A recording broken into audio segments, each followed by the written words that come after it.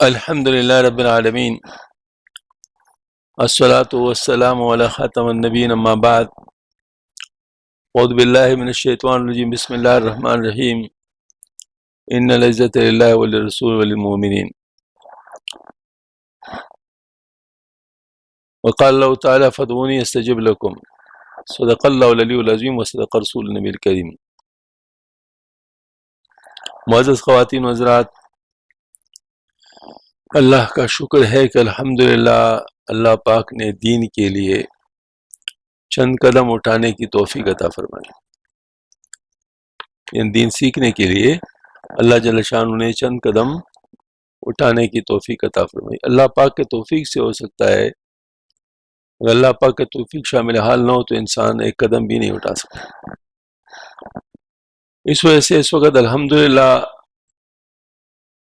ہم ان خوش نصیب لوگوں میں شامل ہیں جن پر اللہ پاک نے فضل فرمایا کہ دین سیکھنے کے لیے چند قدم اٹھا دیں۔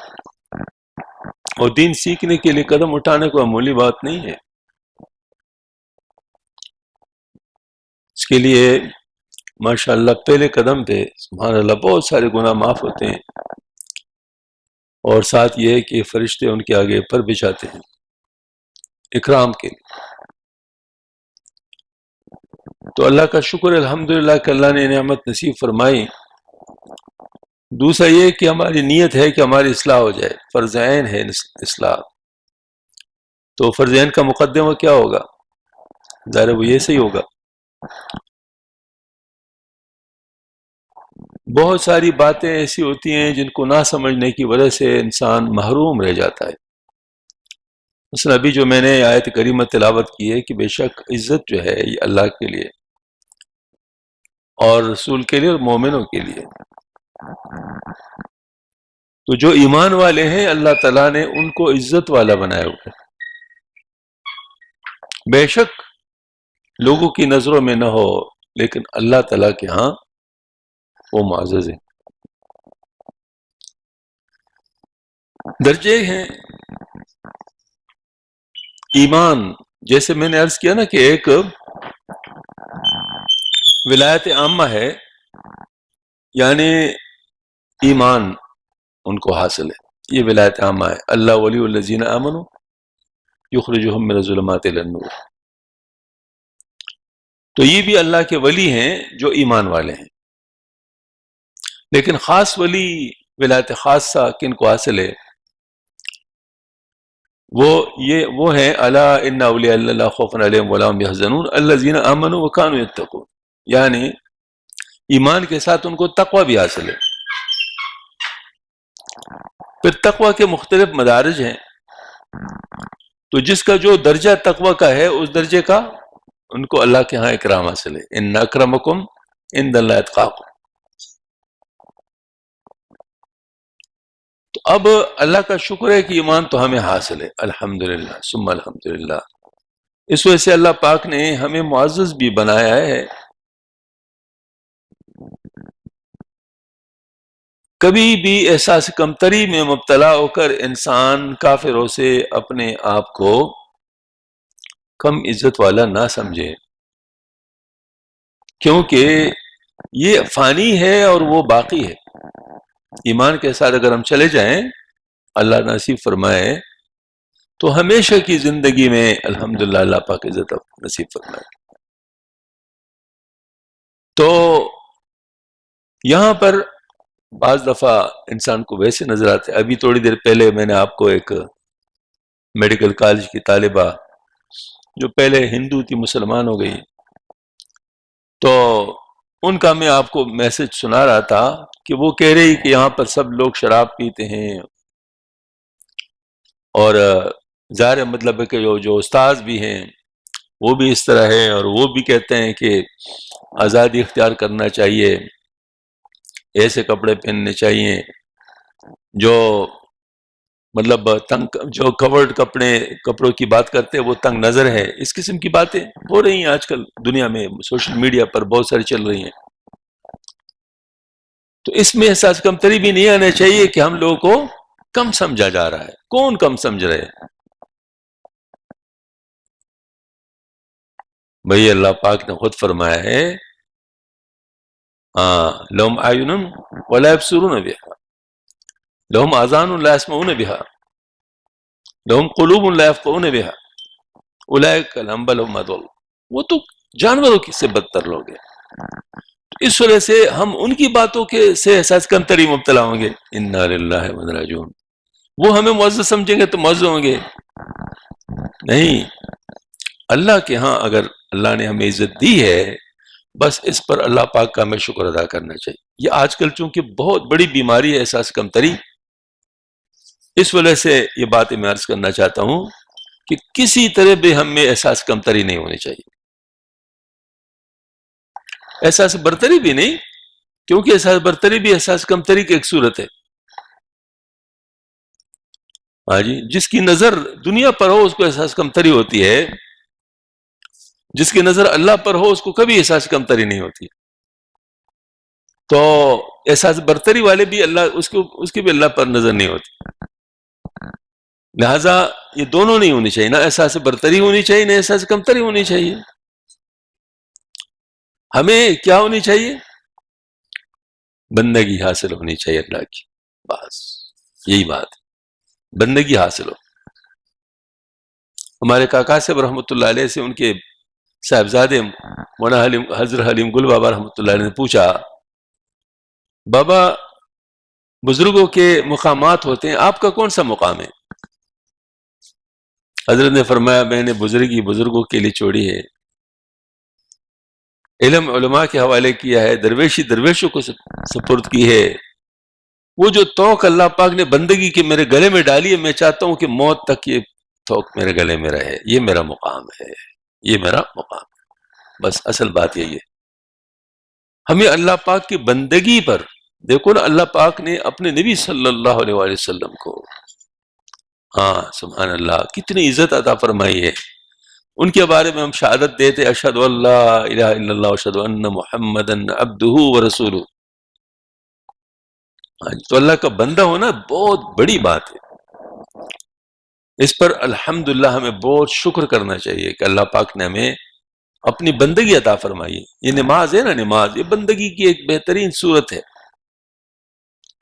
جب انسان اپنا ماتا اسفل ترین جگہ جو اس وقت ہوتی ہے زمین پر لگاتا ہے اللہ کے سامنے، تو اس بات کا اظہار ہے کہ میں اللہ تیرے سامنے کچھ بھی نہیں ہوں،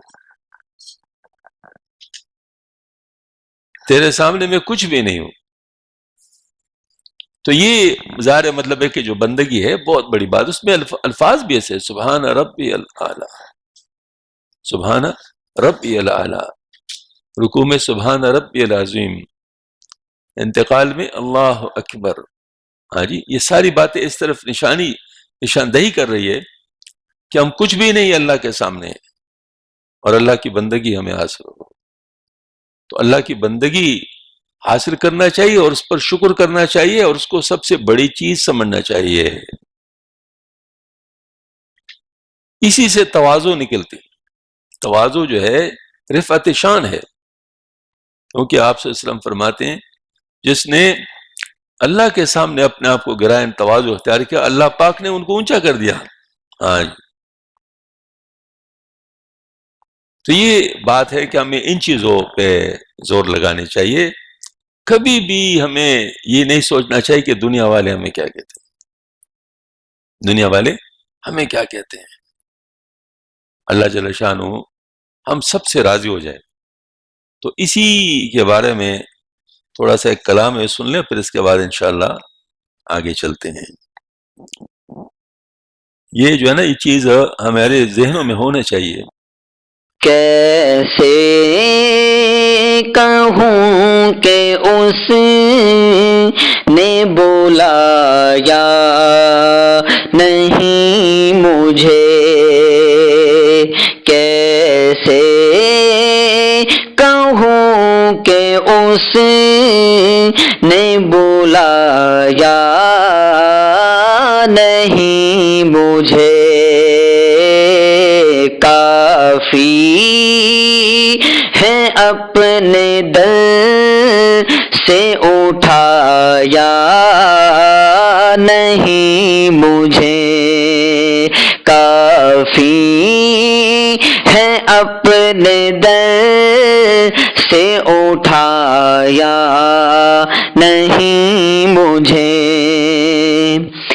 چپ کے سے میرے کان میں کچھ ایسا کہہ دیا، چپ کے سے میرے کان میں کچھ ایسا کہہ دیا، لوگوں کے کہنے سننے کی پرواہ نہیں مجھے، لوگوں کے کہنے سننے کی پرواہ نہیں مجھے، بیکار اگر لوگ کہیں مجھ کو تو کہیں، بیکار اگر لوگ کہیں مجھ کو تو کہیں، اب اس کو چھوڑنے کا حوصلہ نہیں مجھے، اب اس کو چھوڑنے کا حوصلہ نہیں مجھے،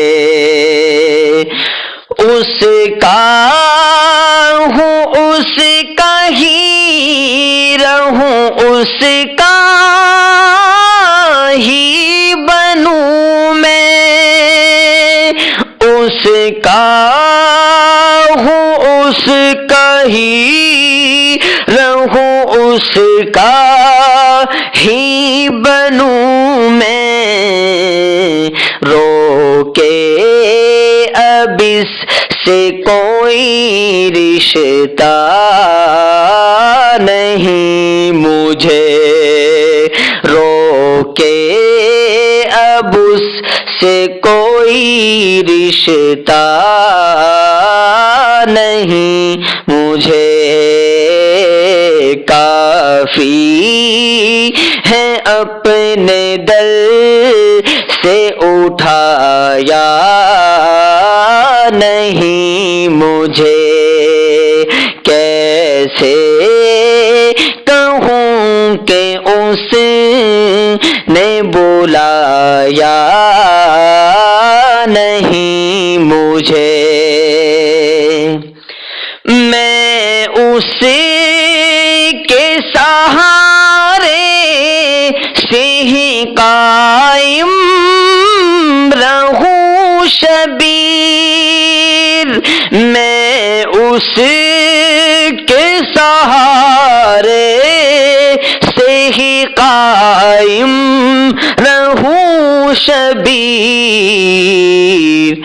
اب دوسروں پہ کوئی بھروسہ نہیں مجھے، اب دوسروں پہ کوئی بھروسہ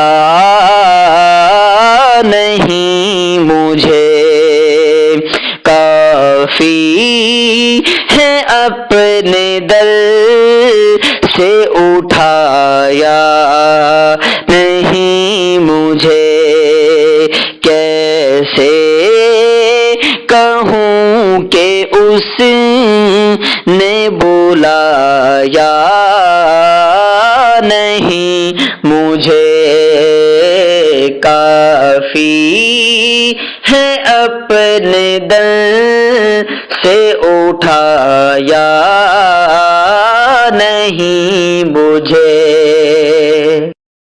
جی یہی اصل بات ہے کہ انسان کو کسی اور سے کسی چیز کی توقع نہ ہو، توقع ہو تو صرف اور صرف اللہ سے ہو، تعلق ہو تو صرف اللہ کے ساتھ ہو، مانگنا ہو تو صرف اللہ سے مانگنا ہو۔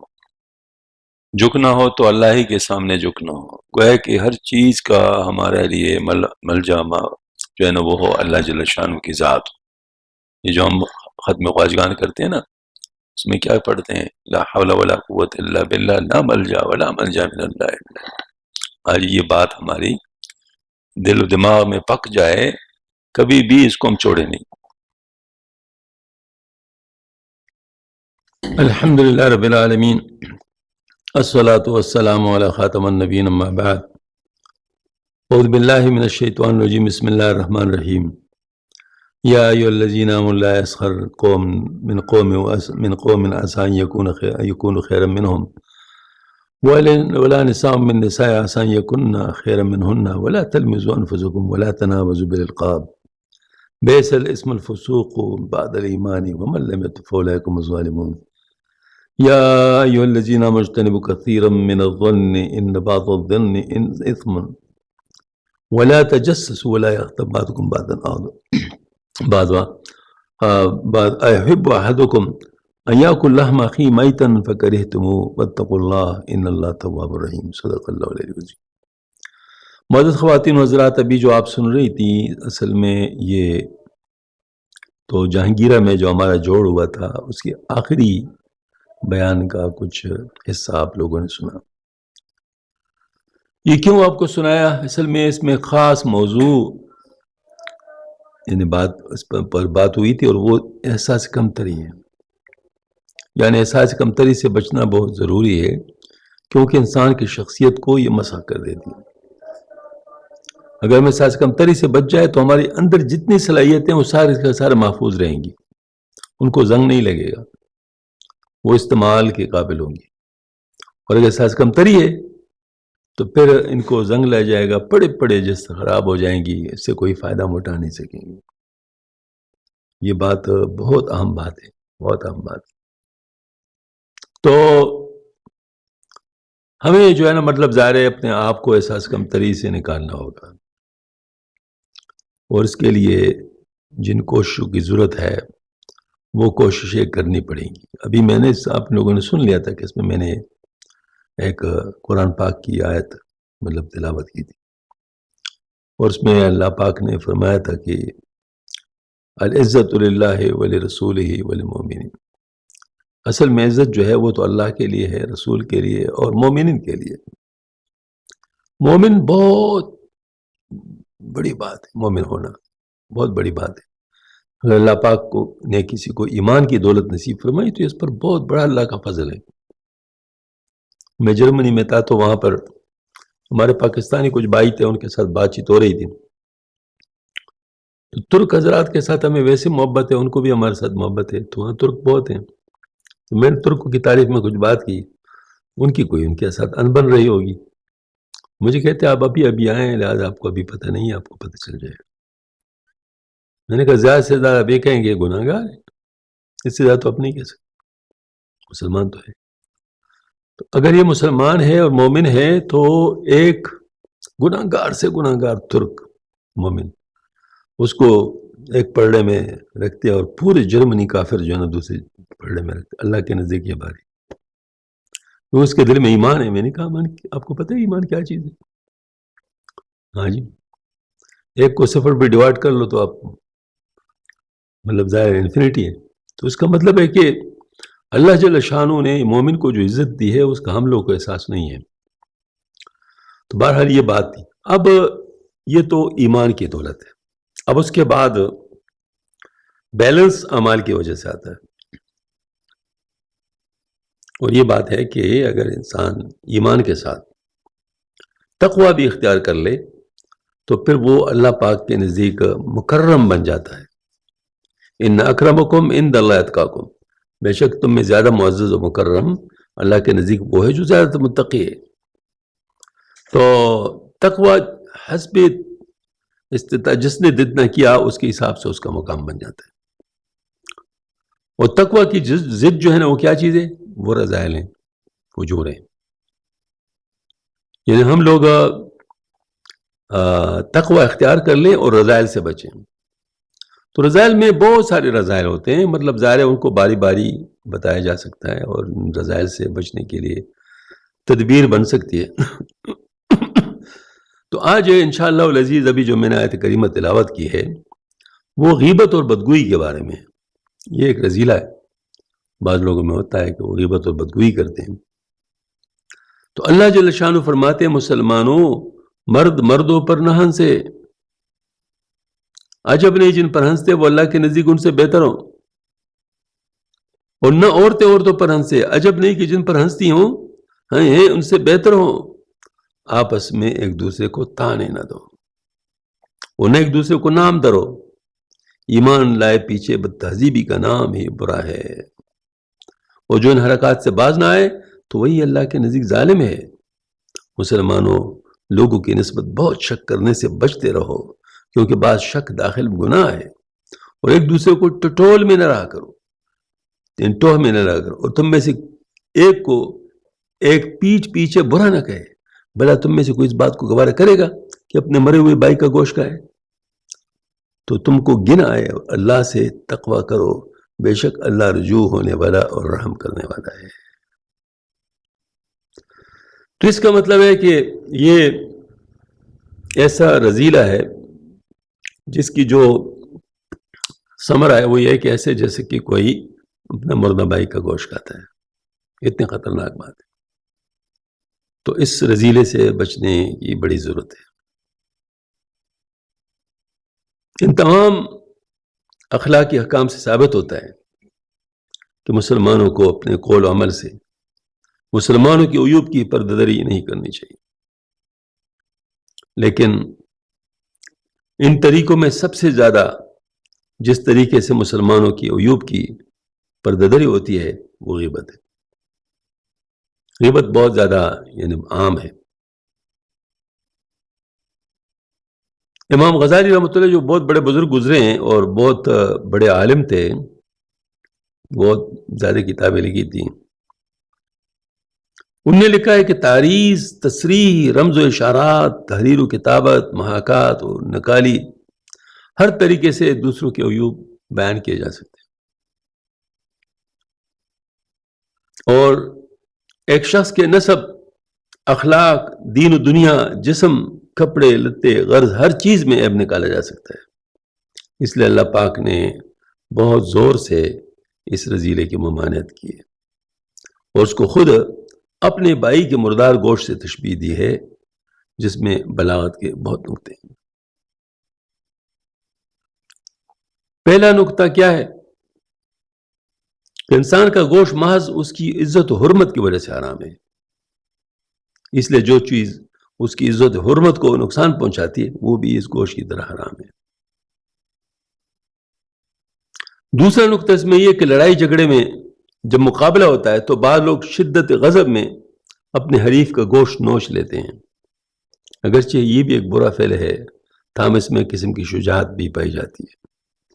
لیکن اگر کوئی شخص حریف کے مر جانے کے بعد اس کا گوشت نوچ لے تو مکروہ ہونے کے ساتھ یہ بزدلانہ فعل بھی ہے، کیونکہ مردہ تو اپنا کوئی بچاؤ نہیں کرے گا نا۔ تو اس طرح مطلب ہے کہ یہ ایک بزدلانہ فعل ہے۔ اگر کوئی شخص رو رو کسی کو برا کہے، گو یہ بھی ایک ناپسندیدہ چیز ہے، تاہم اس میں بزدلی نہیں پائی جاتی، لیکن ایک شخص کے پیٹھ پیچھے اس کی برائی کرنا نہایت بزدلانہ کام ہے، اور بعین ہی ایسا ہے جیسے کوئی اپنے حریف کے مقتول ہونے کے بعد اس کا گوشت نوچ کرے، مطلب وہ موجود ہے نہیں جواب دینے کے لیے، تو یہ ایک بزدلی کی بات ہے۔ تیسرا نقطہ ہے کہ لوگ شدت محبت سے بھائی کی مردہ لاش کا دیکھنا بھی گوارا نہیں کرتے، اس لیے جو شخص اپنا مردہ بھائی کا گوشت نوچ کے کھاتا ہے اس کی اس سے سنگدلی، قساوت اور بغض و عداوت کا اظہار ہوتا ہے، اور یہ اس لطف و محبت کے منافی ہے جس کو اسلام مسلمانوں میں پیدا کرنا چاہتا ہے۔ چوتھا نقطہ ہے کہ مردار گوشت کا کھانا سخت اضطرار کی حالت میں جائز ہے، اس وقت بھی اگر کسی انسان کو بجائے بکری کا مردار گوشت مل جائے تو وہ انسان کا گوشت کھانا پسند نہیں کرے گا۔ اس لیے غیبت صرف اس وقت تک جائز نہیں ہو سکتی جب تک کوئی شرعی، معاشرتی، اخلاقی یا سیاسی ضرورت انسان کو مجبور نہ کرے، اور اس حال میں بھی جہاں تک ممکن ہو اعلانیہ غیبت سے اعتراض کرنا چاہیے اور صرف رمز و اشارہ سے کام لینا چاہیے۔ اسی قرآن تشبیہ کے مطابق آپ سے سب نے متعدد احادیث شریف میں نہایت بلیغ طریقہ سے غیبت کی برائی بیان کی. ابھی چند احادیث شریفہ بیان کی جاتی ہیں. ایک حدیث میں کہ شب معراج پر میرا گزر ایک ایسی قوم پر ہوا جن کے ناخن تانبے کے تھے اور ان سے اپنے چہروں اور سینوں کو نوچ رہے تھے. میں نے جبرائیل علیہ السلام سے پوچھا یہ کون لوگ ہیں؟ بولے یہ وہ لوگ ہیں جو لوگوں کا گوشت کھاتے تھے، ان کی عزت و آبرو لوٹتے تھے. اعمال اور اعمال کی جزا و سزا میں مناسبت ہوتی ہے. یہ لوگ چونکہ لوگوں کا گوشت نوچ کھاتے تھے یا ان کی غیبت کرتے تھے، اس لیے عالم برزخ میں ان کی سزا مقرر یہ ہوئی کہ خود اپنے گوشت نوچتے رہیں. ایک بار سخت بدبو پھیلی تو رسول کریم صلی اللہ علیہ وسلم نے صحابہ کرام سے کہا جان تو یہ کیا ہے؟ یہ ان لوگوں کی بدبو ہے جو مسلمانوں کی غیبت کرتے ہیں.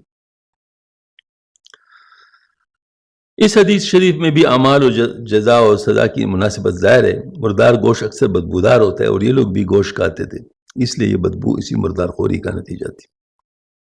اس حدیث شریف میں ایک نقطہ یہ بھی ہے کہ غیبت کا مقصد صرف یہ ہوتا ہے کہ دوسرے کے عیوب کی تشہیر و تفضیح کی جائے. اس لیے جس طرح غیبت کرنے والے لوگوں کے کام کے عیوب جو ہے نا وہ ان کو عام طور پہ پھیلاتے ہیں، اس طرح ان کے اس عمل کی نجاست و گندگی کی بو بھی دنیا میں پھیل کر لوگ ان سے متنفر کرتی ہے.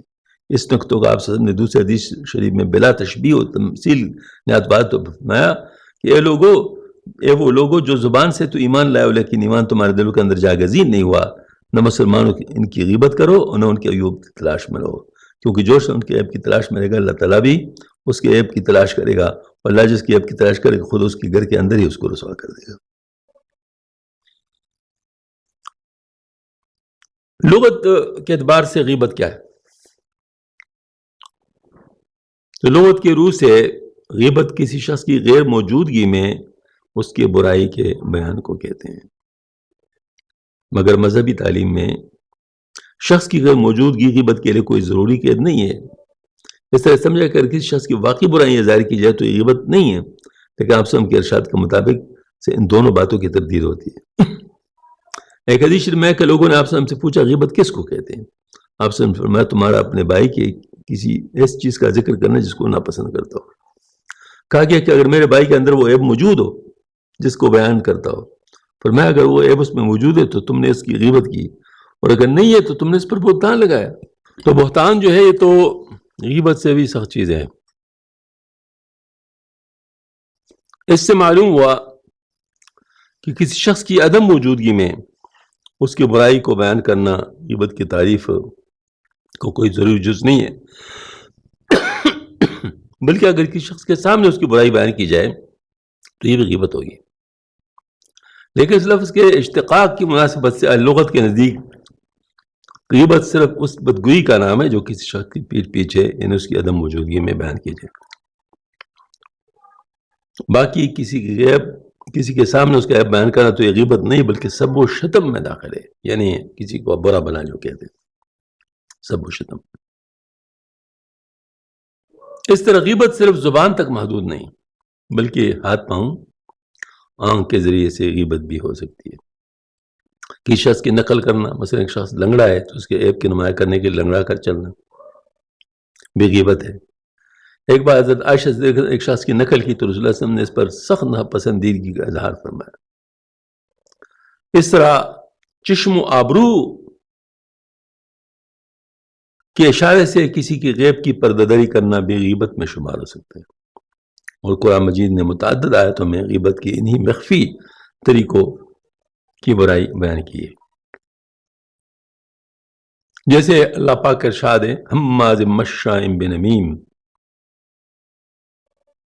لوگوں پر آوازیں کسا کرتا ہے، ادھر کی ادھر کی ادھر چغلیاں لگاتا پھرتا ہے. ویل لکل ہمزۃ لمزہ، ہر شخص جو ان لوگوں کی غیب چینی کرتا ہے ان پر آوازیں کستا ہے، اس کی بڑی تباہی ہے. ان آیتوں میں غیبت کے جن مخفی و دلخراش طریقوں کی مذمت کی گئی ہے ان کی توضیح ترجمہ سے نہیں ہو سکتی بلکہ اس کے لیے لغت کے تصریحات سے پیش نظر رکھنا ہوگا. بہرحال میں اس بارے پہ اتنا عرض کروں گا کہ غیبت جو ہے اگر اس کو ہم لوگ اس تعریف کے مطابق لیں کہ یہ کسی کے پیٹھ پیچھے برائی کرنا ہے، تو جیسے ہاں بتایا گیا کہ یہ بزدلی بھی ہے، خساست ہے، ہاں جی، مطلب جیسے مردے کو مارنے والی بات ہے، اور سامنے اگر کوئی برائی کر لے تو یہ مزید بد اخلاقی ہے، سب و شتم ہے، اور اگر پیٹھ پیچھے کسی ایسی چیز کے ذکر کرتے جو اس میں نہیں ہے تو پھر تو بہتان ہے، جھوٹ ہے۔ تو ہر طرح سے مطلب ہے کہ یہ پتہ چلتا ہے کہ بھئی کسی اور کی برائی نہیں بیان کی جائے۔ البتہ بعض دفعہ ایسا ہوتا ہے کہ ضرورت پڑتی قانونی طور پر، مثلا کسی کی ذمہ داری انویسٹیگیشن کی ہے کہ مجرم کا پتہ چلایا جائے، تو وہ تو ٹو میں لگے گا، وہ تو معلوم کرے گا، وہ اس کی بات الگ ہے۔ اس کی جیسے مثال کسی کو قتل کرنا جرم ہے، لیکن جلاد کے لیے تو قتل کرنا جرم نہیں ہے، اس کو تو حکومت بتاتی ہے نا کہ مطلب جو ہے نا قتل کرو قانونی طور پر، تو وہ تو قاتل نہیں ہے، وہ تو صرف جو ہے نا مطلب ہے ان کو کفر کردار تک پہنچاتا ہے۔ تو اسی طریقے سے اگر کوئی انویسٹیگیشن ہو رہی ہو تو اس میں پھر پاسبل ہے کہ وہ انویسٹیگیٹ کریں، معلومات کر لے کہ چوری کس نے کی یا کرپشن کس نے کی یا کہ اور مطلب اس قسم کی بات۔ لیکن یہ ہے کہ ناجائز اس میں بھی جائز نہیں بنتا، مطلب یہ ہے کہ اس میں آپ جو مجرم ہے اس کی نشاندہی تو کر لے، لیکن جو مجرم نہیں ہے اس کو مجرم بنانا یہ تو بہت بڑی بات ہے، یعنی بہت سخت بات ہے۔ تو اس وجہ سے کسی کی برائی بیان نہ کرنا اخلاقاً بڑی اچھی چیز ہے، لیکن خود اخلاق کا تقاضا ہے کہ لوگوں کی واقعی برائی بیان کی جائے تاکہ ان کو تنبیہ و ندامت اور شرمندگی ہو۔ تو اگر برائی کے بیان کرنے کو ایک قلم بند کیا جائے تو ان کی برائی کی روک تھام کی کوئی صورت نہیں ہو سکی۔ اسلام کی نگاہ سے یہ نقطہ بھی نہیں چھپا رہ سکتا تھا۔ قرآن پاک میں کافر اور مشرک اور منافقوں کی اعلانیہ برائیاں بیان کی گئی ہیں، مگر کہیں کسی کا نام نہیں لیا گیا، بلکہ ہمیشہ وہاں عموم کے ساتھ پردہ میں یا اسی غیر مجہول کے ساتھ یا وصف کے ساتھ یوں کہا گیا کہ جو جھوٹ بولتے ہیں ان پر اللہ کی لعنت ہو، یا کفر کرتے ہیں ان کا حال یہ ہے۔ اس طریقے تعبیر میں یہ فائدہ ہے کہ برائی کا مطلب اظہار بھی ہو جاتا ہے اور کسی شخص کی کوئی ناگواری بھی اس سے نہیں ہوتی۔ تو جن بڑے بڑے کفار کے نام لیے گئے وہ اس لیے کہ ان کی برائیاں پہلے سے عالم اشکار رہتی ہیں، لوگ اس کو جانتے تھے۔ البتہ معاملات میں بعض ایسے موقع آ سکتے ہیں جہاں تخصیص کی ضرورت پیش آتی ہو، قرآن پاک کی آیتوں اور حدیثوں سے ان موقعوں کی تعین بھی معلوم ہو سکتی۔ قرآن پاک کا چھٹا پارہ اس آیت سے شروع ہوتا ہے، لا يحب اللہ الجہر بالسوء من القول الا من ظلم وکان اللہ سمیعا علیما، یعنی اللہ بدگوئی کو پسند نہیں، اللہ کو بدگوئی پسند نہیں آتی، لیکن جس پر ظلم ہو اور اللہ سنتا ہو جانتا ہے، یعنی اگر کسی پر ظلم ہو تو وہ اس شخص کی جو ظالم ہے اس کی بدگوئی کر سکتا ہے، یعنی وہ جو ہے نا وہ بتا سکتا ہے کہ اس نے میرے ساتھ یہ کیا۔ مقصود یہ کہ اللہ تعالیٰ کو پسند تو نہیں ہے کہ کوئی کسی کی برائی پکار کر کرے، لیکن مظلوم کو حق ہے کہ وہ اپنے ظلم کے داستان کو لوگوں کے سامنے بیان کرے اور ظالم کے ظالمانہ کارناموں کو اشکار کرے۔ اللہ تعالیٰ سنتا اور جانتا ہے، ظالم کو اس کے برے اعمال کی سزا دے گا۔ احادیث شریفہ میں یہ واقعہ آتا ہے کہ ایک شخص نے رسول اللہ کریم صلی اللہ علیہ وسلم کی خدمت میں بریابی کی اجازت طلب کی۔ آپ نے اس کو دیکھا تو فرمایا اگر یہ اپنے خاندان میں کس کا برا شخص ہے، لیکن جب وہ پاس آئے تو اس سے نہایت لطف و کرم کے ساتھ گفتگو کی۔ اس سے معلوم ہوتا ہے کہ ایک شخص کے شر و فساد سے لوگوں کو آگاہ کرنے اور بچانے کے لیے اس کے احوال واقعی کا اظہار جائز ہے، مگر جس اظہار میں دوسروں کے ساتھ خیرخواہی کا جذبہ شامل ہو اس کے بغیر کوئی شرعی یا اخلاقی یا تمدنی مقصد حاصل نہ ہو سکتا، اس کو یا تو غیبت کی ہی نہیں کہہ سکتے، یا کہہ سکتے ہیں تو شریعت میں اس کو جائز ہے کہا گیا ہے۔ امام غزالی رحمۃ اللہ نے احیاء العلوم میں 6 صورتوں میں اس کو محدود کیا ہے، یعنی کس کی جا سکتی ہے۔ نمبر 1، حاکم کے مظالم کی بارگاہ سلطانی میں فریاد کرنا۔ آپ سم کا ارشاد ہے لصاحب الحق مقالہ، جو صاحب حق ہے وہ بات کر سکتا ہے۔ مذہبی اور اخلاقی برائیوں کا انسداد کرنا، یعنی بغرض احتساب، چنانچہ اس بنا پر کفار اور منافقین کی برائیاں تشت ذبام کی ہے قرآن میں۔ فتویٰ طلب کرنا ہے. اس بنا پر حضرت ہند بن عتبہ نے رسول کریم صلی اللہ علیہ وسلم کی خدمت میں ابو سفیان رضی اللہ عنہ کے بخل کی شکایت کی اور آپ صلی اللہ علیہ وسلم نے سن کر اس کا مناسب جواب دیا. یا ایک شخص کے شر و فساد سے لوگوں کو بچانا. چنانچہ آپ صلی اللہ علیہ وسلم نے اس غرض سے ایک شخص کو جو بیس ابن العشیرہ یعنی قبیلے کا برا آدمی کہا تھا، اور پانچوں ایک شخص کا کسی ایسے لقب سے مشہور ہو جان جس سے گوشت کا غیب ظاہر ہو، مگر رائت شہرت کی وجہ سے خواہ وہ شخص بھی سے چڑھنا، مثلا آمش یا آرج، کیونکہ اس کی امتیازی علامت قرار دی گئی ہے اور یہ اس کو ناگوار بھی نہیں ہوتا. آپ صلی اللہ علیہ وسلم نے خود ایک صحابی کو ذواليدین 2 ہاتھوں والے کے لقب سے پکار. اور نمبر 6 اعلانیہ فسق و فجور کرنے والے کی برائی کرنا تاکہ اس کو تنبیہ اور دوسروں کی عبرت ہو. مثلا مخنث کو مخنث کہنا. تو یہ مطلب یہ ہے کہ غیبت کے جو احوال ہیں مختلف وہ یہ ہیں. بہرحال ہمیں کوشش کرنی چاہیے کہ اپنی زبان کو ایسی چیزوں سے ملوث نہ کریں جو بعد میں ہمارے اوپر بوجھ ہو. اب دیکھیں خدا نخواستہ اگر میں نے کسی کی غیبت کی تو اگر اللہ پاک کا کوئی حق ہے تو وہ تو میں توبہ کر لوں گا، اللہ معاف کر دیں گے. لیکن اگر میں نے انسان کے اوپر کوئی زیادتی کی ہے تو اگر میں توبہ کرنا چاہتا ہوں تو صرف یہ توبہ نہیں ہوگا کہ میں اللہ پاک سے معافی مانگوں، بلکہ اس شخص سے بھی معافی مانگنی پڑے گی جس کا میں نے جرم کیا ہے. اور یہ چیز ذرا مشکل ہوتی ہے تو اس وجہ سے پھر یہ رہ جاتی ہے اور وہ معاملہ درے کا در رہتا ہے. لہذا اپنی مجلسوں کو گرمانے والے جو لوگ ہیں ان کو ذرا تھوڑا سا سوچنا چاہیے کہ جو بات ہم کر رہے ہیں اگر بعد میں ہم توبہ کرنا چاہیں تو کیا ہوگا اس کا، اور اگر نہ توبہ کرنا چاہے تو پھر اس کا کیا ہوگا. تو اس صورت میں ہمیں اس کا خیال ہوگا کہ ہم ویسا کام نہ کریں جس سے ہمیں اللہ پاک نے روکا ہے. اس طرح کچھ اور برائیاں بھی بہت معاشرے کے اندر عام ہیں، ان برائیوں پر بھی ایک نظر دوڑانی چاہیے. مثلا آج کل جھوٹ بہت زیادہ عام ہے. جھوٹ کو تو بعض لوگوں نے فن اور آرٹ مان لیا ہے. وہ جھوٹ اس طریقے سے بولتے ہیں کہ وہ جھوٹ نظر ہی نہ آئے، لیکن اللہ پاک کو تو سب چیزوں کا پتہ ہے، لہذا وہ جھوٹ ان کے بارے میں لکھا جاتا ہے. اور جھوٹ کے بارے میں قرآن پاک میں صاف واضح طور پر ارشاد فرمایا لعنت اللہ الکاذبین، جھوٹوں پر اللہ کی لعنت. تو یہ بہت خطرناک بات ہے جھوٹا ہونا. لہذا ہمیں اپنے زبان پر بہت زیادہ احتیاط کرنا چاہیے.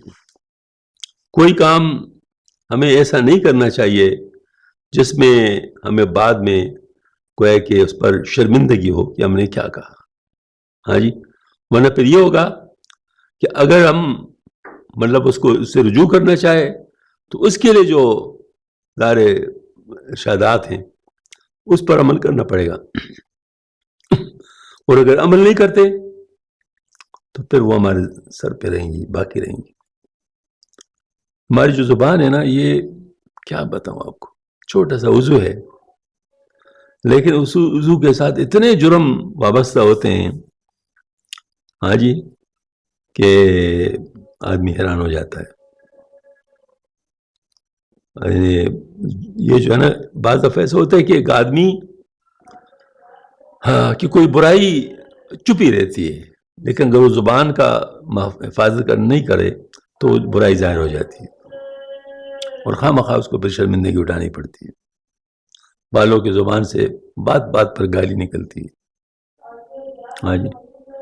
تو اب ظاہر ہے کہ گالی دینے والا آدمی آج کسی کو اچھا لگے گا ہاں جی، رشتہ داروں کو بھی اچھا نہیں لگتا. وہ سمجھتے ہیں بھائی یہ کیا ہے، لیکن اس کو یہ معلوم ہی نہیں ہوتا کہ میں کوئی غلط کام کر رہا ہوں، وہ اتنا عادی ہو چکا ہوتا ہے. تو یہ جو لسان ہے اس کے بارے میں فرماتے جرمہ صغیر و جرمہ کبیر. اس کا جسم جو ہے نا، وہ اس کا جو ہے اسٹرکچر وہ بہت چھوٹا سا ہے، لیکن اس کے جرم بہت زیادہ ہیں. آپ صلی اللہ علیہ وآلہ وسلم نے ایک موقع پر ارشاد فرمایا من یضمن لی ما بین لحیہ وما بین رجلیہ ازمن لہ الجنہ، جو مجھے دو جبڑوں کے درمیان جو چیزیں ہیں زبان، اس کی ضمانت دے دے، غلط استعمال نہیں کرے گا. دورانوں کے درمیان یعنی فرج، اس کو غلط استعمال نہیں کرے گا، میں اس کو جنت کی ضمانت دیتا ہوں. یعنی اتنا مطلب جو ہے نا وہ اہم ہے مطلب اس سے بچنا. اور آپ صلی اللہ علیہ وسلم نے بھی فرمایا سباب المسلم فسوق وقتالہ کفر، یہ مومن کو جو برا بھلا کہنا ہے یہ کیا ہے؟ فسق ہے، اس کا قتل کرنا کفر ہے. ہاں جی، یہ لا يدخل جنت قطات، جنت میں چغل خور جو عورتیں وہ نہیں داخل ہوں گی. اللہ اکبر. ولا يدخل، اچھا وقال علیہ السلام ان الصدق بر، بے شک سچائی نیکی ہے. وان البر يهدي الى الجنہ، اور جو نیکی ہے وہ جنت کی طرف لے جاتی ہے. وان الكذب فجور، اور جو جھوٹ ہے یہ ظاہر فجور میں سے ہے. اور ان الفجور يهدي الى النار، اور جو فجور ہیں وہ دوزخ میں لے جاتی ہے. اور بڑا ہی عمدہ ماشاءاللہ مختصر ترین حدیث شریف ہے، فرماتے من صمت نجا، جو خاموش رہا اس نے نجات پائی، جو خاموش رہا اس نے نجات پائی. ہمارے پشتوں میں کہا گیا کہ خدے دو گنا درکڑی دی یو جبہ، تو سنو زیادہ، یعنی خود اللہ تعالیٰ نے دو کان دیے اور ایک زبان دی ہے، تو سنو زیادہ اور بات کم کرو. ہاں یہ بات بہت لازم ہے.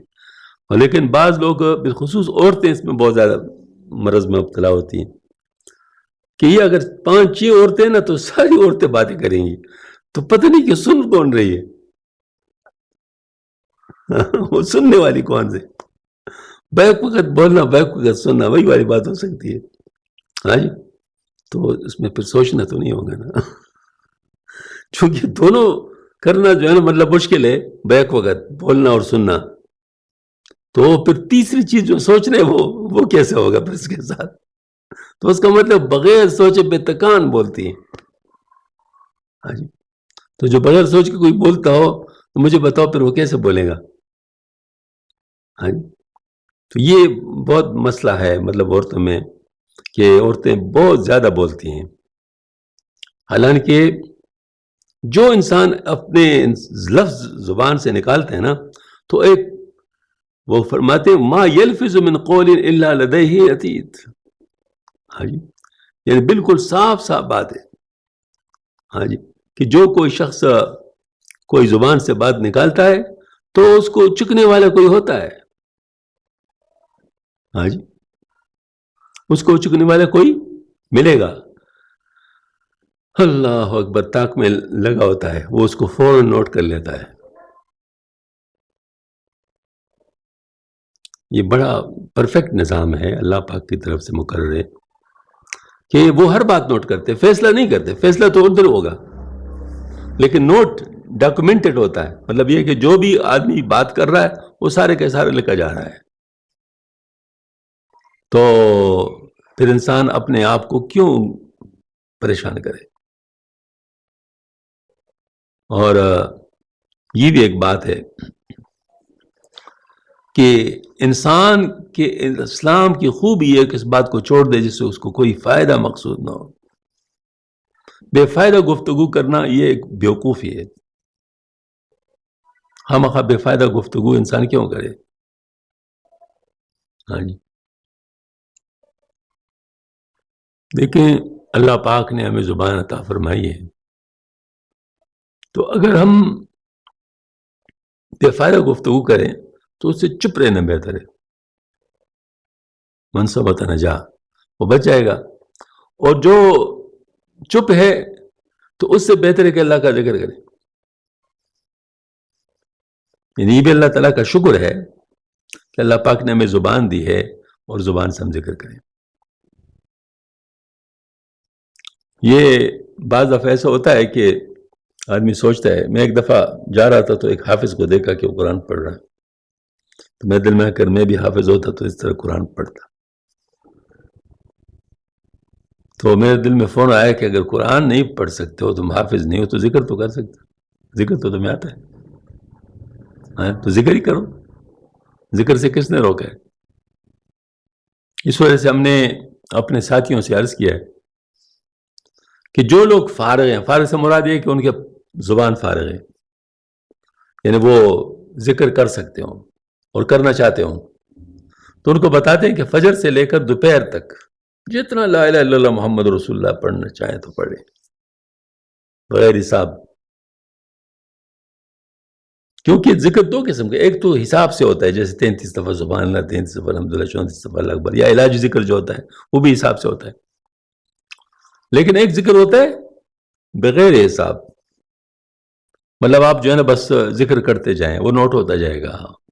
ہاں البتہ ایک بات ضرور ہے، انسان کی نفسیات کو بھی اس میں دخل ہے کہ جب انسان کو پتہ ہے کہ میں نے اتنا ذکر کیا یا آج اتنا ذکر ہوا، اس سے ہمت بنتی ہے اور مزید ذکر کی توفیق ہوتی ہے. یہ ضرور ہے. بعض دفعہ انسان بالکل ویسے فارغ بیٹھا ہوتا ہے لیکن ذکر کی طرف خیال ہی نہیں ہوتا، لیکن اگر وہ اس کے ہاتھ میں تسبیح ہے تو اس تسبیح کی برکت سے اس کو ذکر کرنے کی توفیق ہو جاتی ہے. اس لیے اس تسبیح کو کا نام جو ہے نا مذکرہ ہے. مذکرہ، یاد دلانے والی. کون سی چیز؟ ذکر یاد دلانے والی. ذکر اللہ کی یاد ہے اور تسبیح ذکر کو یاد کراتی ہے. تو اگر کسی کے پاس تسبیح ہو تو اس کی ناقدری نہ کریں، کیونکہ جو لوگ بڑے دعوے کرتے ہیں جی بغیر تسبیح کے جتنا مرضی ذکر کرو، تو وہ کتنا کرتے ہیں؟ ذرا ان سے پوچھو تو صحیح کتنا کرتے ہیں، اور جن کے ہاتھ میں تسبیح ہے وہ کتنا کرتے ہیں وہ بھی معلوم کر لو. تو اس کا مطلب ہے کہ یعنی ذکر جو ہے یہ اگر یاد رہے تو انسان کو اللہ پاک بڑا موقع دیتا ہے اور وہ ماشاءاللہ وہ ذکر زیادہ کر سکتا ہے. تو ایک تو یہ بات ہے کہ بے فائدہ گفتگو سے پرہیز کرے اور اس کے بجائے اللہ پاک کا یاد کرے. انہیں ارشاد فرمایا یا رسول اللہ صلی اللہ علیہ وسلم نے کہ جو شخص دنیا میں درویا ہوگا، اس کے منہ پر ایک بات کہ دوسری کے منہ پر دوسری، تو قیامت کے دن اس کے لیے آگ کی زبان ہوگی. اور آپ صلی اللہ علیہ وسلم نے ارشاد فرمایا کہ جس شخص نے اپنے مسلمان بھائی کو آر دلائی ہو تو نہ مرے گا وہ شخص جب تک کہ اس گناہ کو کر نہ لے. راوی نے کہا کہ آپ کی مراد یہ ہے کہ اس گناہ سے آر دلائے جس سے وہ توبہ کر چکا ہو. بعض دفعہ ایسا ہوتا ہے نا کہ کوئی شخص ہوتا ہے پہلے بڑے گناہوں میں مبتلا ہوتا ہے، لیکن کسی وہ لمحے اللہ پاک اس کو ہدایت دیتا ہے اور ان گناہوں کو چھوڑ دیتا ہے کہ انہوں نے توبہ کر لیا ہو. ایسی صورت میں اس کو اگر گزشتہ کا آر دلائے گا تو اس پہ اللہ پاک ناراض ہوتے ہیں، اور کیا ہوتا ہے؟ سزا کے طور پر ان سے وہ گناہ کروا دیتا ہے جو مطلب ہے کہ جس پہ اس کو آر دلایا جا رہا ہے. آپ صلی اللہ علیہ وسلم کا ارشاد مبارک ہے جس شخص نے اپنے مسلمان بھائی کو آر دلائے تو نہ مرے گا جب تک اس گناہ کو کر نہ لے. اور اگر توبہ سے قبل آر دلائی تو گویا اس وعید کا مستحق نہیں، یہ بھی ممنوع ہے، کیونکہ توبہ سے قبل بھی خیر خواہی سے نصیحت کرنا چاہیے. آر دلانا اس وقت بھی برا ہے، اگر آر دلانے مسئلہ تو دوسری بات ہے. مطلب بعض دفعہ ایسا ہوتا ہے کوئی ماننے والا ہو تو جس میں کچھ صلاحیت ہو سمجھنے کی، اس کو اگر کوئی آر دلائے اس لیے کہ توبہ کر لے تو وہ تو صحیح بات ہے. لیکن اگر ہمیں معلوم نہ ہو یا یہ پتہ ہو کہ یہ تو مانے گا نہیں، تو اس صورت میں تو حکمت اختیار کرنا چاہیے، اس انداز سے بات کرنا چاہیے کہ وہ محسوس نہ کرے لیکن اس سے بچ جائے. اور یہ بھی ارشاد فرمایا کہ جب فاسق کی تعریف کی جاتی ہے تو خدا تعالیٰ ناراض ہوتا ہے اور عرش اس سے ہل جاتا ہے. تو فاسق کی تعریف نہیں کرنی چاہیے کیونکہ شریعت کی توہین ہے. فاسق کی تعریف جو ہے نا کیا ہے یہ کیونکہ فاسق اعلانی گناہ گار ہوتا ہے، اعلانی اور شریعت کی مخالفت کرتا ہے. اب اگر آپ نے اگر آپ نے جو ہے نا مطلب فاسق کی تعریف کی تو اس کا مطلب آپ نے شریعت کی بے حرمتی کی. اور آپ صلی اللہ علیہ وسلم نے ارشاد فرمایا کہ جب تم منہ پر تعریف کرنے والے کو دیکھو تو اس کے منہ میں مٹی ڈال دو. مسلم شریف کی روایت ہے. ایک دفعہ گنگوئی رحمۃ اللہ علیہ نے باقاعدہ پریکٹیکلی ایک شخص کے منہ میں مٹی ڈالی تھی جو اس نے اس کی تعریف کی. ہاں جی، تو یہ بات ممکن ہے، ان کو سختی سے منع کر دو. البتہ اگر کسی وجہ سے ہمت نہ ہو اس کی تو یا مناسب نہ ہو تو نرمی سے منع کرنے میں کوئی مذاکرہ نہیں. اور شاید فرمایا رسول کریم صلی اللہ علیہ وسلم نے کہ جس شخص نے جھوٹ کو چھوڑا اس حال میں کہ وہ باطل ہو، جس موقع پر شریعت نے اجازت نہ دی ہو اس موقع پر جھوٹ کو چھوڑ دیا تو اس کے واسطے جنت کے کنارے پر مکان ہوگا، بنایا جائے گا. اور جو شخص جھگڑے کو ترک کر دے اس حال میں کہ وہ گویا حق پر ہو تو اس کے واسطے جنت کے درمیان میں مکان بنایا جائے گا. مطلب یہ کہ بعض دفعہ معاملہ ایسا ہوتا ہے کہ ایک شخص حق پر ہوتا ہے لیکن وہ جھگڑا نہیں چاہتا تو اپنا حق چھوڑ دیتا ہے، اور دوسرا آدمی ہوتا ہے جو ناحق پر ہوتا ہے، جب اس کو احساس ہوتا ہے کہ میں غلطی پر ہوں اور وہ جو ہے نا وہ چھوڑ دے اس کو، تو جو اس طرح کرتا ہے تو اس کو تو کنارے پہ مکان ملے گا. اور جو اپنا حق پر ہوتے ہوئے بھی کر رہے گا جھگڑے سے بچنے کے لیے تو اس کو جنت کے درمیان مکان بنایا جائے گا ان کے لیے. اور آپ سب نے ارشاد فرمایا کہ مسلمان نہ تانے مارنے والا ہوتا ہے، نہ لعنت کرنے والا ہوتا ہے، اور نہ بے حیائی کی بات بکنے والا ہوتا ہے. تو ہمارے اسلام کے اندر الحمدللہ ساری خوبیاں جمع ہیں. دیکھیے یہ ساری باتیں ہماری دنیا میں کام آتی ہے. اب مثال کے طور پر اگر کوئی معاملات میں کراؤ تو اس کا فائدہ کہاں ہوگا؟ دنیا میں دوسرے لوگوں کو فائدہ ہوگا، وہ اس پر ٹرسٹ بھی کریں گے اور اس پر کوئی ظاہر مطلب ہے کہ بوجھ نہیں آئے گا. تو معاشرے میں ان چیزوں کی ویسے بھی قدردانی ہوتی ہے. مطلب یہ کہ کوئی جھوٹ نہ بولے تو کیا معاشرے میں اس کو برا سمجھا جائے گا؟ اچھا ہی سمجھا جائے گا. اگر کوئی غیبت نہیں کرتا تو معاشرے میں کیا اس کو برا سمجھا جائے گا؟ ہاں، اس طرح جو غیب گوئی نہیں کرتا، تو یہ ایسی چیزیں جو کہ برے لوگ بھی اس کو مانتے ہیں. اچھا، تو یہ تو دنیا کی بات ہو گئی. اور آخرت میں سبحان اللہ، کیونکہ حقوق العباد تلف ہوتے ہیں اس سے، تو ایسی صورت میں اگر توبہ کر بھی لے تو اس کا توبہ اس وقت تک ویلڈ نہیں ہوگا جب تک کہ وہ اس شخص سے بھی معافی نہ مانگے جس کے اس نے حق مارا ہے. تو اس وجہ سے ہم لوگوں کو ان اخلاقیات کی باتوں کو اچھی طرح سیکھنا چاہیے. ہم مثال کے طور پر کون چاہتا ہے کہ میرے گھر کے سامنے کوئی گاڑی کھڑی کر دے؟ کوئی نہیں چاہتا. تو اب کو اگر کوئی کہتا ہے بھائی کسی کے گھر کے سامنے گاڑی نہ کھڑا کرو، تو کون سے مذہب کی بات ہے جو وہ کہے کہ بھائی یہ تو غلط بات کرتے؟ ہاں جی، سب لوگ کہیں گے یہ بات بالکل صحیح ہے. لیکن اس پر عمل کرنے کی جو طاقت ہے وہ تب آئے گی جب ہم لوگ اپنے نفس کو قابو کریں گے. بغیر اس کے ایسا نہیں ہو سکتا. بغیر اس کے ہم صرف جانتے ہوں گے کہ ایسا کرنا ٹھیک ہے. میں نے کیا نا، کافر بھی اس کو مانتا ہے کہ ہاں ٹھیک ہے یہ بات، یا اس کی وہ قدر کرتا ہے. لیکن اس پر عمل کے لیے انسان کے اندر ہمت ہونی چاہیے، عزم و ہمت ہونی چاہیے، اور اللہ پاک سے توفیق مانگنی چاہیے، اور انسان کو اپنے نفس کی اصلاح کرنی چاہیے. اگر نفس کی اصلاح ہو چکی ہو تو پھر اس پر عمل کرنا آسان ہوگا، اور نفس کی اصلاح نہیں ہو تو عمل تو پھر بھی کرنا ہے، لیکن ذرا مشکل سے کریں گے آپ، کیونکہ نفس اگر کسی کا ٹیم نہیں ہو چکا یعنی قابو میں نہیں ہے تو عمل تو پھر بھی کرنا پڑے گا. مثلا جھوٹ تو نہیں بولنا، پھر بھی یہ تو نہیں کہ اگر کوئی آدمی کہہ دے کہ میری چونکہ تربیت نہیں ہوئی لہٰذا میرے لیے جھوٹ جائز ہے. جھوٹ تو اس کے لیے بھی ناجائز، لیکن اس صورت میں اس کو جو جھوٹ سے بچنا ہوگا وہ بڑے مشکل سے بچے گا، یعنی اس کو بڑی ہمت کرنی پڑے گی. اور اگر کسی کو اللہ پاک نے توفیق دی اپنے اصلاح کی اور اس کی اصلاح ہو گئی، نفس مطمئنہ اس کو حاصل ہو گیا، تو اس کے بعد جھوٹ سے بچنا اس کے لیے ایک روٹین کی بات ہوگی. اس کے لیے کوئی اسپیشل بات نہیں ہوگی، بلکہ روٹین کی بات ہوگی کہ وہ جھوٹ نہیں بولے گا، صرف دھوکہ نہیں کرے گا، کرپشن نہیں کرے گا، گالی نہیں دے گا، غیبت نہیں کرے گا، چغلی نہیں کہے گا. ہاں جی، اس طرح مطلب ہے کہ وہ رشوت نہیں لے گا، سود نہیں لے گا. یہ اس کے بلکہ کہ عادت بن جائے گی، اور اس کے لیے وہ جس کو ہم طبیعت ثانیہ کا لفظ بہتر استعمال کر سکتے ہیں کہ اس کی طبیعت ثانیہ بن جاتی ہے، تو پھر اس کے لیے وہ کام مشکل نہیں ہوتا. لیکن اگر ایسا نہیں ہے تو کام تو پھر بھی کرنا پڑے گا، لیکن مشکل ہوگا. یہی فرق ہے اخیار میں ابرار میں، کہ اخیار جو ہوتے ہیں وہ اسی بغیر تربیت کی حالت میں وہ کام کرتے ہیں، مشکل سے کرتے ہیں، لیکن چلاتے رہتے ہیں، گاڑی چلاتے رہتے ہیں. جبکہ ابرار جو ہوتے ہیں ان کی اصلاح جب ہو جاتی ہے تو ان کے لیے ان کا نفس قابو میں آ جاتا ہے، اس کے بعد پھر وہی اعمال کرنا اس کے لیے مشکل نہیں ہوتے، پھر وہ اس کے لیے روٹین کی چیزیں ہوتی ہیں. تو یا تو روزانہ لڑو نفس کے ساتھ، یا پھر یہ کہ نفس کو قابو کرنے کے لیے جتنی ہمت کی ضرورت ہے وہ ایک دفعہ میں کر لو، اپنی اس کی اصلاح کر دو، تو پھر اس کے بعد پھر ماشاءاللہ عمر بھر اس سے فائدہ اٹھاؤ.